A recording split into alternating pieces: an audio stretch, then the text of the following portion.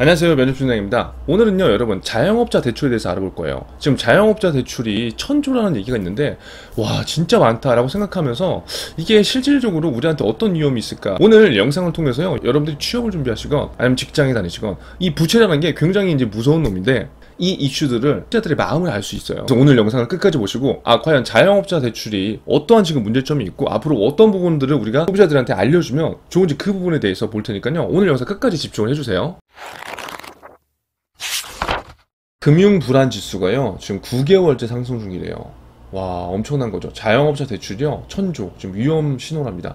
2022년 6월 기사고요. 이제 영상을 찍는 날이 지금 7월 초니까 지금 계속해서 이러한 심각한 상황들이 이어지고 있다는 거예요. 그래서 지금 매스컴에서 여러분들 신문 기사든 아니면 뉴스에서 계속 이 이슈들이 나와요.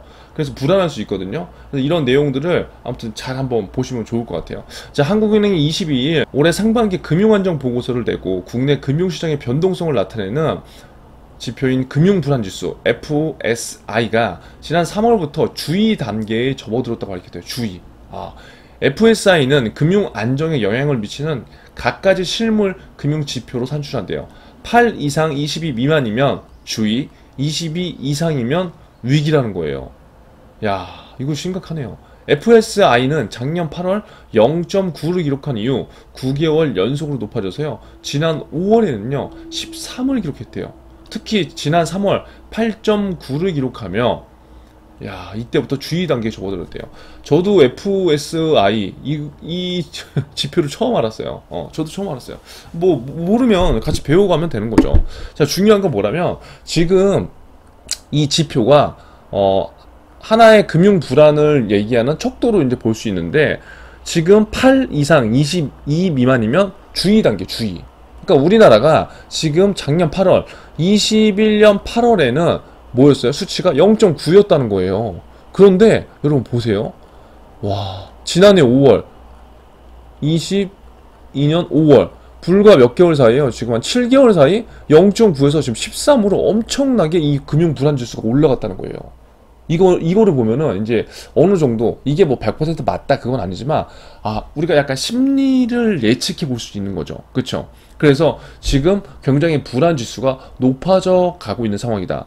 이러한 거를 여러분들이 나중에 면접 때 써도 돼요. 뭐다? FSI라는 용어를 우리가 알았잖아요. 지금 금융 불안 지수. 그렇죠? 한국은행이 금융 안정 보고서를 낼 때 필요한 지수가 FSI라는 지수. 뭐 이렇게 이해를 하면 될 것 같아요. 이게 객관적인 어떠한 데이터를 우리가 증명할 수 있는 거니까요.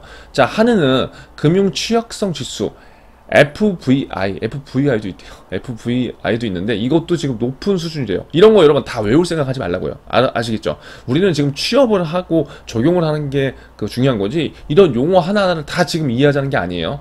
그러니까 제가 FSI 정도는 우리가 이 기사를 읽으면서 알면 좋겠다 해서 제가 FSI 정도는 우리가 공유한 거고, 이거 밑에 것들은 이렇게 막 보지 마시자고요. 자, 하나는 미국의 급격한 금리 인상 외에도 우크라이나 전쟁, 중국의 봉쇄론과 같은 외부 위험이 여전하다고 우려하며, 지금 그런 상황이죠.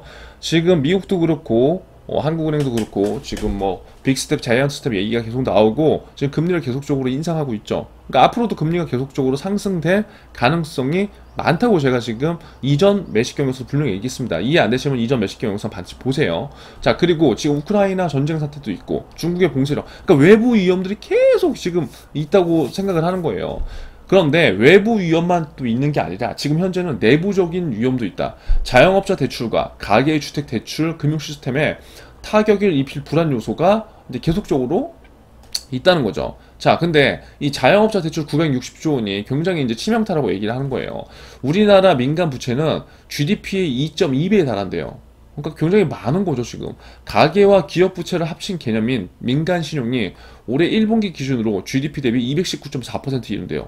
액수로는 가계 부채가 1859조, 기업 부채가 1609조에 달한대요. 와, 이건 저도 처음 알았어요.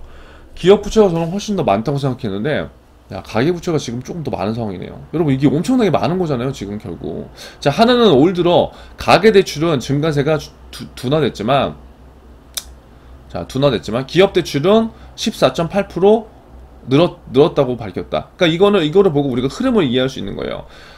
가계대출은 둔화가 된 이유가 물론 돈이 필요 없어서 둔화된 이유도 있겠지만 지금 실질적으로는 정부에서 어떻게 했어요? 대출 규제를 했기 때문에 가계대출 증가세가 둔화된 상황도 있는 거예요, 여러분. 이런 것들도 이해해야 됩니다. 자, 그렇기 때문에 아무튼 기업 대출이 지금 작년 1분기 대비해서 늘었다. 자, 그리고 정부가 코로나 금융 지원 조치를 연장했고 원자재 가격이 올랐기 때문이라고 한대요, 정부는. 그러니까 이 이유도 여러분들 받아들이세요. 이게 옳고 그름의 문제가 아닙니다. 일단 받아들이세요. 자, 한우는 기업 대출의 생산성이 낮은 부동산, 숙박, 음식업에 집중돼 있고 제조업은 늘지 않았다. 자, 이게 무슨 말이냐면 기업 대출이 지금 생산성이 낮은 부동산하고 숙박업에 집중돼 있고 제조업이나 이런 데는 기업 대출을 안 했다는 거예요. 그러니까 이 이면의 이야기들을 또 살펴보면 굉장히 할 얘기들이 많나 일단은 그냥 여기까지만 하겠습니다. 자, 하나는 1분기 기준으로 960조 자영업자 대출을 주의 깊게 들여봤다는 거예요, 한국은행이. 왜? 이게 지금 중요한 사항이라고 하는 데서는 판단하는 거니까.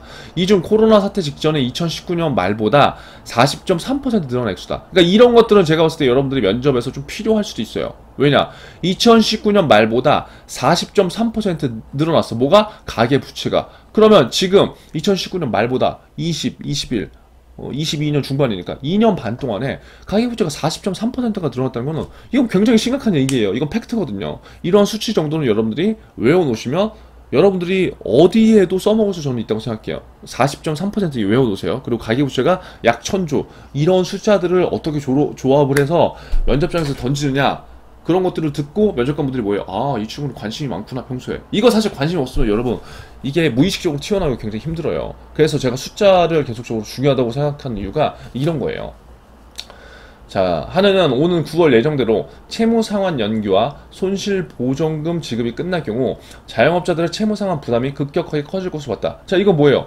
지금 각 은행들이 대출의 만기를 연장해 주거나 그냥, 그리고 금리를 일정 부분 인하해 주면서 이것들을 계속 지금 유지를 시켜왔죠. 왜? 코로나 이슈가 있었으니까. 하지만 이러한 조치들이 올해 9월대로 되면은 예정대로 그냥 받을 건 받고 처리할 거 처리하게 된다면 자영업자분들이 지금 장사가 이전과 같이 막 활성화가 돌아온 상황이 아니란 말이에요. 그러니까 그렇기 때문에 어떻게 되겠어요?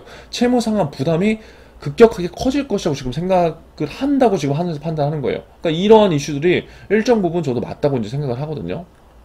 자, 그러면 하나는 취약한 자영업자 고객이 많은 저축은행이나 여신 전문회사는 상대적으로 부실화될 가능성이 커진다. 이게 무슨 말이냐면 여러분들이 만약에 1금융권을 타겟하고 할지라도 저축은행들이나 아니면 여신 전문회사에 돈을 빌린 소비자들이 있다고요. 그럼 그런 데는 부실이 일어날 가능성이 많겠어요, 적겠어요? 많다는 거예요. 그럼 어떻게 해요? 관리를 지금부터 어떻게 할까? 어떻게? 그 고객 돈을 잘 갚기 위해서 어떻게 내가 해야 될까? 직원이 어떻게 한다고 그게 되는 게 아니겠죠. 하지만 회사 자체적으로 이러한 것들을 분명히 생각해 볼 필요가 있기 때문에 여러분들 만약에 취업 준비를 한다면 이 관심에 맞는 이야기들을 해보면 어떨까? 이게 관심을 나타내는 하나의 로열티 제고 방안이 될 수 있다는 거예요. 이해되시겠죠? 채무상환 조치를 단계적으로 종료하고 채무 재조정, 폐업, 사업 전환 등을 지원해 출구를 열어줘야 한다고 했다. 그러면 이거 무슨 말이에요? 하늘에서 이렇게 보고 있다는 거는 금융기관이 또 이러한 조치들을 해주면 좋다는 거죠. 그럼 그 금융기관들이 어떻게 해줄 수 있는지 그것들을 생각해 보라는 얘기예요, 여러분들이. 이건 1금융권, 2금융권, 일반 기업 전혀 중요하지 않습니다. 여러분들이 지원하는 기업에 적용을 시켜보는 연습을 해보는 게 좋아요. 아시겠죠? 자, 주택대출 보유자와 미보유자의 부채 체율, 부채 비율이라는 거예요. 뭐 사실 이건 뭐 큰 의미가 없는데 이 지금 표에서 얘기하는 건 뭐냐면 주택대출 보유자, 그러니까 주택이 있는 분들이 부채가 훨씬 더 많다는 건데요. 이건 뭐 너무나 당연한 겁니다. 왜냐하면 주택을 내 돈으로만 사는 사람들은 거의 없기 때문에 이건 뭐 크게 중요한 게 아닙니다. 주택대출 짊어진 가계 충격의 취약. 그러니까 하늘이 얘기하고 싶은 건 주택대출을 받은 사람들이 지금 가계부채가 많은 상황에서 더 취약해질 수 있다는 거예요. 그렇기 때문에 그러한 관리가 더 필요할 거고요. 자, 주택대출, 주택담보대출과 전세대출도 지금 불안 요소로 지적이 됐대요. 주택대출을 갖고 있는 가구들의 대출금은 뭐예요? 전체 1895조 4천억에 이르는 가계대출의 67%. 그러니까 가계대출 많은데 그 중에 주택대출이 굉장히 많다는 거예요. 그쵸? 주택대출이 물론 많지만 여러분 일반 소상공인분들이 지금 소액 대출도 굉장히 많습니다, 여러분. 일단 소액 대출이 왜 많은지 그 이유부터 알고 이걸 보세요. 그 영상은 제가 위에다 링크를 올려드릴게요. 지금 주택 대출에 대한 이슈도 분명히 있어요. 그런데 주택 대출 이슈보다 소액 대출이 더 많은 게 문제거든요. 그럼 그 소액 대출이 왜 더 많은지 이 이유를 반드시 이 영상에서 확인하고 오시라고 했어요. 자, 그리고 보시면 그 이러한 주택 소액 대출의 이슈도 있지만 주택 대출의 이슈도 굉장히 있다. DSR은 작년 말 기준으로 주택대출이 있는 가구의 47.6%, 없는 가구는 25.9%예요. 결국 이거를 다 지금 수치적으로 비교를 해놨는데, 사실 여러분들 입장에서 이게 뭐 저는 의미는 없다고 생각이 돼요. 그냥 이 하나의 그 숫자를 갖고 나름대로 한은해서 원인을 분석하기 위해서 한 건데, 여러분들이 제가 봤을 때 알아야 될 건 뭐냐면, 지금 가계부채가 상대적으로 굉장히 높다. 이렇게 가계부채가 계속적으로 높아지는데 실질적으로 내가 여러 개 됨에도 불구하고 그 돈 안 갚는 사람들은 없을 거잖아요. 그럼 뭐예요? 지금 장사도 안 돼. 가계대출은 그냥 받아놨어. 그런데 은행들은, 그리고 금융권들은 그 돈을 회수한대. 그러니까 금융 불안 지수가 당연히 상승할 수밖에 없는 요소겠죠. 그런데 이렇게 되면은 경제가 돌아가지 않아요. 그쵸? 왜?